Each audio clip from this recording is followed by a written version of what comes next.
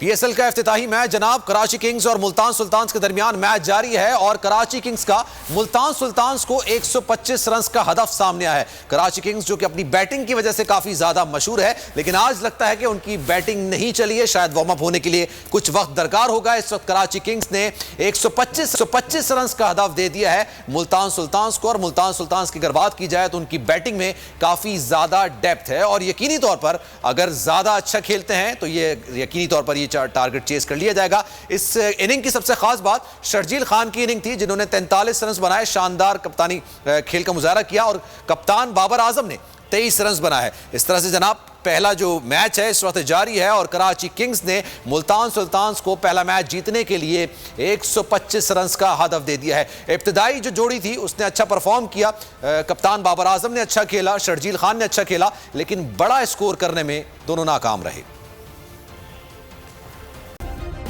Subscribe करें और bell दबाएं ताकि कोई खबर रह न जाए।